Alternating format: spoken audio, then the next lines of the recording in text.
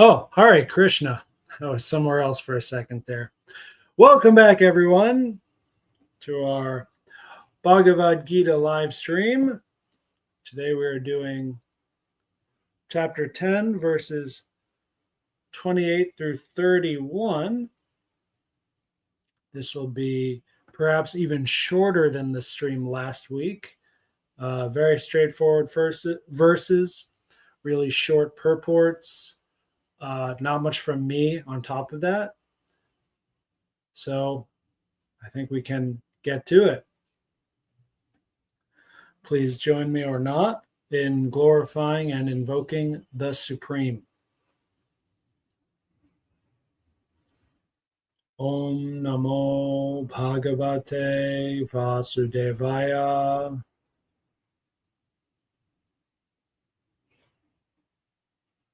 Om Jnanatimirandasya Gyananjana Shalakaya Chakshur Unmilitam Yena Tasmai Shri Gurave Namaha.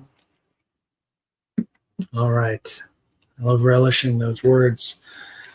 Let us begin with the literal translation by H.D. Goswami. The only Goswami in high definition. 28 through 31. Of weapons, I am the thunderbolt. Among cows, Kamaduk. And it has a footnote here. Kamaduk literally means wish yielder. It's a celestial cow that yields all desires. Onwards. I am the begetter, Kandarpa. Of serpents, I am Vasuki. And I am Ananta among Nagas. Of great aquatics, I am Varuna. Of ancestors, I am Aryama. And of subduers, I am Yama, Lord of Death. Of Daityas, I am Prahlad. Of impellers, I am Time. Time is capitalized. And Lord of Death is in brackets. Interesting. Of beasts, I am the lion, Lord of beasts. And among the winged, I am Garuda, son of Vinata. Of purifiers, I am purifying wind. Of weapon wielders, I am Rama. Of large fish, I am the shark. And I am Jahnavi, the Ganges, among flowing waters. Very well. Let us now get into the Srila Prabhupada translation and purport. 1972 Mac Deluxe Edition. I think Macmillan was in my dreams last night. I think just that word Macmillan popped up somehow. That's very strange. Woo! Like out of context, that's very strange. Anyway, verse 28. Of weapons, I am the thunderbolt. Among cows, I am the Surabhi, givers of abundant milk. Of procreators, I am Kandarpa, the god of love, and of serpents, I am Vasuki, the chief.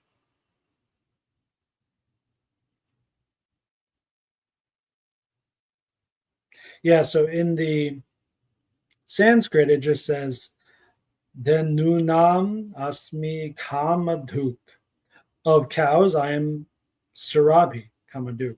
But then Prabhupada adds in his translation that Surabhi means, and perhaps Kamaduk, Kamaduk means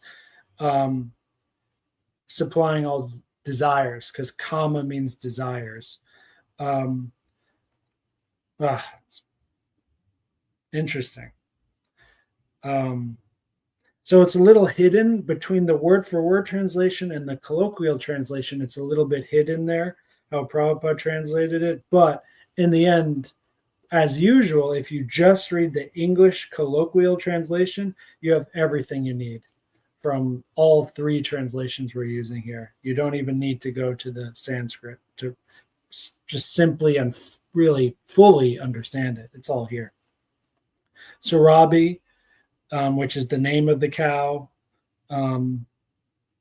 as it's mentioned most places in other Shastra and other Prabhupada books, Sarabi, so he uses the word Sarabi, and then comma, givers of abundant milk.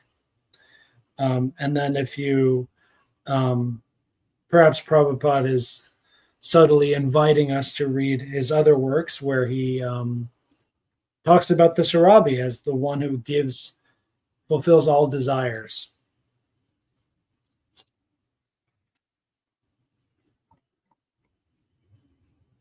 One thing I thought while reading this yesterday is Kandarpa sounds a little bit like Cupid. So maybe those words are cognate or related in some way.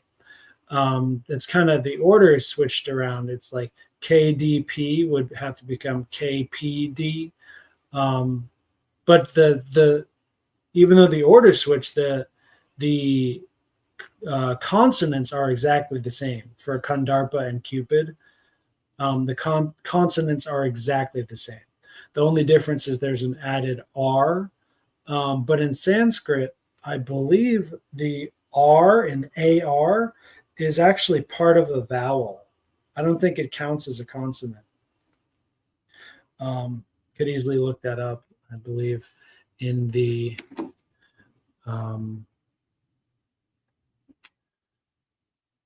pronunciation guide, which is in the back of every Bhagavad Gita. But I did, for quick reference, I did screenshot it, and I already have it here loaded up in a Google document. Okay, so vowels are clearly listed. And yes, there are two R's. R with a dot on the bottom and R with a dot on the bottom and a long bar on top. Those are two different vowels in Sanskrit. And then let's quickly go through the consonants as well, just to see if there might be. Yes, there's also a consonant, Ra, R-A. And then, no.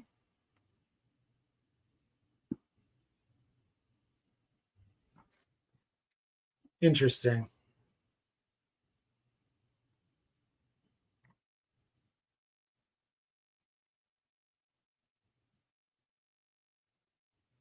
And then he goes into, in English, how to pronounce all these things. So R is actually, when he elaborates on how to pronounce these, using just transliteration in English and no Devanagari, the R only shows up as a vowel, not as a consonant, but also it shows up as a cerebral. I think that's accurate. I think Sanskrit did a good job categorizing R more as a vowel than a consonant. I think that's totally accurate, to be honest. And I think English got that wrong. Yeah. There's no hardness to it, and it can extend forever with just air. That's really what a vowel is. H should also be a vowel. Y should be a vowel. Definitely. English is stupid. Get used to it. All right. That's it for me for my notes on verse 28. So I'll now read the purport by Prabhupada. The thunderbolt, indeed a mighty weapon, represents Krishna's power. In Krishna Loka, in the spiritual sky, there are cows which can be milked at any time, and they give as much milk as one likes. Of course, such cows do not exist in this material world, but there is mention of them in Krishna Loka. The Lord keeps many such cows, which are called Sarabi. It is stated that the Lord is engaged in herding the Sarabi cows. Kandarpa is the sex desire for presenting good sons. Therefore, Kandarpa is the representative of Krishna. Sometimes That's a really nice word from Prabhupada. These days, it's most of the times. Sex is engaged in only for sense gratification. Such sex does not represent Krishna, but sex for the generation of good children is called Kandarpa and represents Krishna. Very nice. On to 29. Of the celestial Naga snakes, I am Ananta. Of the aquatic deities, I am Varuna. Of departed ancestors, I am Aryama. And among the dispensers of law, I am Yama, Lord of Death.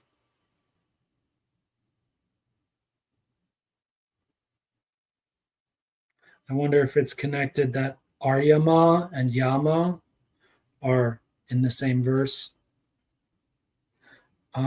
It's not the same Yama, though, I don't think, because the first Yama has the long vowel second A, and Yama, the Lord of Death, does not have that vowel. But I believe there is a connection between Yama, the Lord of Death, and Samyamatam, of all regulators. Of all regulators, that's the literal translation, and then colloquially, dispensers of law. That's really good. Regulators and dispensers of law, you can see how they're similar.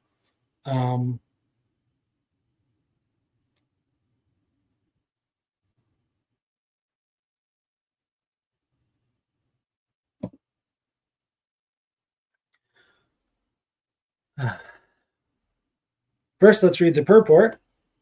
Among the many celestial Naga serpents, Ananta is the greatest, as is Varuna among the aquatics. They both represent Krishna. There is also a planet of trees presided over by Aryama, who represents Krishna. There are many living entities who give punishment to the miscreants, and among them Yama is the chief. Yama is situated in a planet near this earthly planet, and after death, those who are very sinful are taken there, and Yama arranges different kinds of punishments for them. Sounds like fun. In my notes here, I wrote, who better dispenses law? And what does that mean, to dispense law or to regulate law? It basically means judgment, especially in the biblical sense. So who better does this than the Lord of Death? Death itself being the ultimate judgment for every jiva, bhutam. And I think it's also perhaps a big hint from Krishna on the importance of law for all of us. The real importance, namely that law is binding, whether we like it or not, know it or not. Law is there. Law is real. Law is unavoidable. But for us as modern humans, we are largely separated from the law. And by the law, I mean law with a capital L. For example, logos in Greek, that's the Christian word for, the absolute truth and so on, or dharma in Sanskrit. You can translate to law with a capital L in English. But I'm not talking about the laws of man. Even one that explicitly mentions God and I believe is quite good, like the United States Constitution, that's not law. That's the law of man, which is law with a lowercase l. That's not binding law. That's law that can be cheated, law that can be overturned, overruled, changed, modified, ignored, with very little consequences, actually. But a law like, and actually interesting, even natural laws like gravity, you can break those laws, you can transcend them, and get away with it.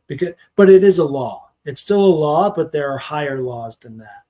Within natural law, there's higher and lower, and within spiritual law as well, there's higher and lower. The ultimate spiritual law is Krishna himself. That is the ultimate spiritual law. So if you break a whole bunch of other laws, but you have favor with Krishna and he says, no problem, you're absolved from all. You're fine. No problem at all. then that is law, and no one can get away. No one can get in the way of that. Example of transcending gravity. My favorite one is motorcycles. The G-force, when you turn around a corner, but you don't fall down on the ground. That's a way of transcending gravity, which is really exciting. Judo also, you can do that. Of course, a hardcore material scientist will say, "Oh, well, actually, gravity's still there, but the force is being modulated." Blah blah blah blah blah. I know. I'm just talking about psychologically and experientially, in consciousness, basically. Now, I also thought it was interesting that Krishna chose this Lord of the Trees, Lord of the Planet of the Trees. That's interesting. I don't exactly know why. And the only thing mentioned by Prabhupada in the purport is just that, oh, there's this planet of trees. So I think it could be that there could be a symbolism with just what tree means. And tree could be a symbol of ancestry, legacy, long life, etc. My guess is it's something rather simple like that, although knowing this tradition, that's probably true, and 10 more things more specific are true as well, within the Leela of this Aryama deity, who represents Krishna and may have some pastime in some other Purana or something with Krishna. I don't know. On to verse 30. How are we doing on time? 17 minutes. Great. Verse 30. Among the Daitya demons, I am the devoted Prahlad. Among subduers, I am time. Among the beasts, I am the lion. And among birds, I am Garuda, the feathered carrier of Vishnu.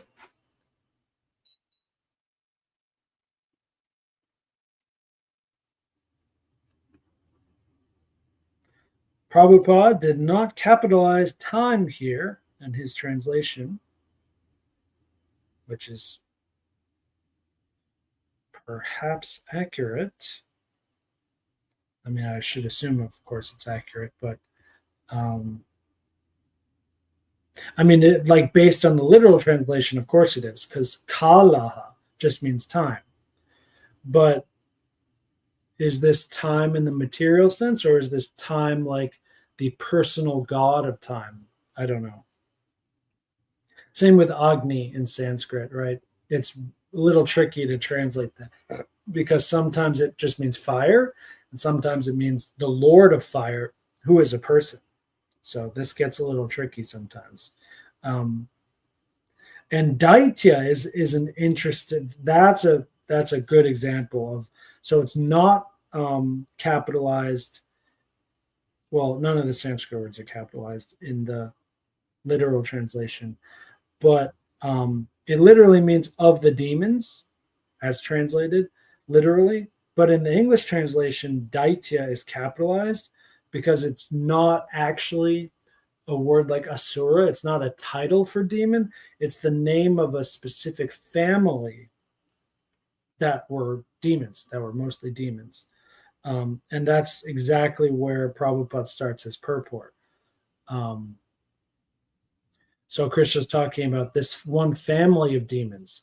Who is Krishna represented within this family? Obviously, Prahlad Maharaj, the great saint and devotee within that family. Another interesting thing with the Sanskrit is the word for lion used is Mrigendraha, which is different than the word a lot of us are used to, Shingha. Is not a Shingha Dev. And I don't know why. And that's it for me. I'll now read the purport. Diti and Aditi are two sisters. The sons of Aditi are called Adityas, and the sons of Diti are called Daityas. All the Adityas are devotees of the Lord. and all the Daityas are atheistic. Although Prahlad was born in the family of the Daityas, he was a great devotee from his childhood. Because of his devotional service and godly nature, he is considered to be a representative of Krishna. There are many subduing principles, but time wears down all things in the material universe and so represents Krishna. Of the many animals, the lion is the most powerful and ferocious, and of the million varieties of birds, Garuda, the bearer of Lord Vishnu, is the greatest. So, my only other note here for this verse is about Prahlad. I think it's a curious example. Obviously, Prahlad is saintly, but it's not just, Krishna didn't just choose the most saintliest of the saints. I mean, maybe that is true, that Prahlad really is the most saintly. But even so, if that is true, why is that true? It's because of what Prahlad overcame. He is a saint within a demonic family. So that's a contradiction there. As opposed to being the most saintly from a saintly family, that's what everyone might expect. That's logical, that's ordinary, and so on. But there's a transcendental nature, perhaps hinted at by Srila Prabhupada, that, Krishna is not the Lord. Sorry, by Krishna. Krishna is not the Lord in an ordinary,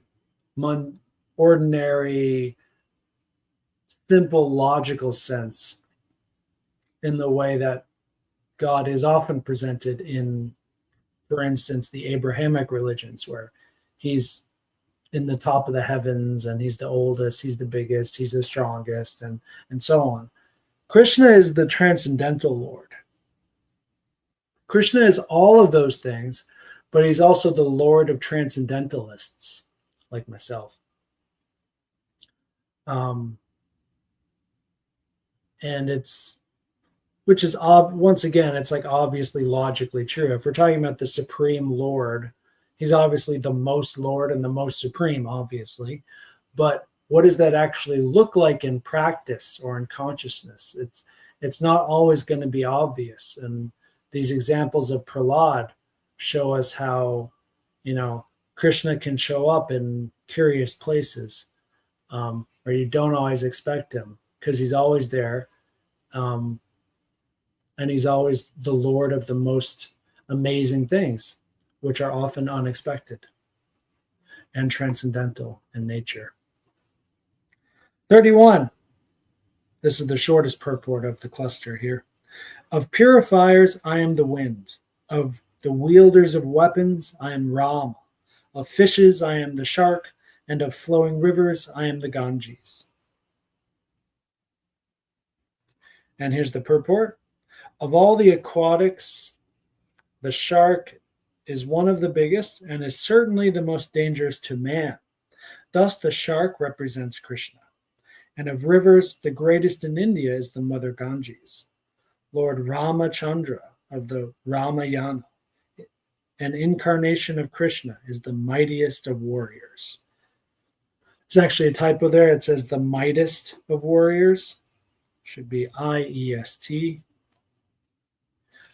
Very happy to point out these typos to you, not because Prabhupada is not perfect or anything like that. It's because when Prabhupada reluctantly, and probably shouldn't have, given his disciples the honor of editing his books, this is what he was talking about. He's talking about just, instead of MIGHTEST, changing it to MIGHTIEST, which is totally not necessary, actually. Even as an English teacher, I'll tell you, it's very clear as you're reading it what that word means. And, it's mundane. It doesn't matter. It doesn't change the meaning at all. This is a purely idiosyncratic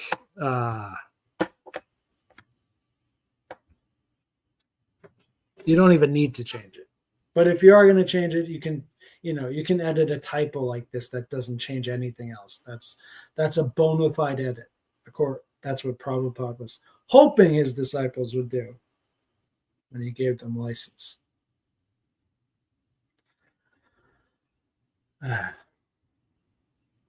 So my only note here is about Rama. Interesting example. So Prabhupada said in the purport, Rama is the mightiest of warriors. Surely this is true. But going back to our last transcendental example of Prahlad, there may be a more subtle reason why Rama is chosen, aside from the two obvious reasons. One, Rama is God. He is an incarnation of Krishna. Two, Rama is the best warrior. Therefore, Rama is the example chosen. That's obvious. And I don't mean obvious in a bad way. I mean obvious in a good way. It's nice to be able to understand these scriptures. But literally and technically in this verse, Rama is said to be the greatest carriers of weapons. And the word for the Sanskrit word there is Shastra. I believe Shastra means weapon. The word is Shastra Bhirtam, of the carriers of weapons. It's not the same Shastra that means scripture. I mean, the vowel is different. There's no long A. The first A is not a long vowel.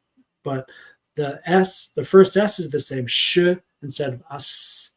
So Shastra, vowels and consonants are exactly the same here for, I believe, weapon and scripture. Although it could mean that Shastra means carrier and Bhirtam means weapon. I may have gotten that totally wrong. I really don't know. I just caught out the word Shastra in there. I mean, I could see it either way. Like, Shastra is like a weapon. In the Bible, that's how it's described. It's the word of God as a weapon that we use against Satan, against the false world we live in, and so on. But Shastra is also the carrier of truth. So I would really love to know what it means. Anyway, what does this mean to be the greatest carrier of weapons? Yes, it means obviously to be a great warrior, but it also means that man must be just and righteous as well.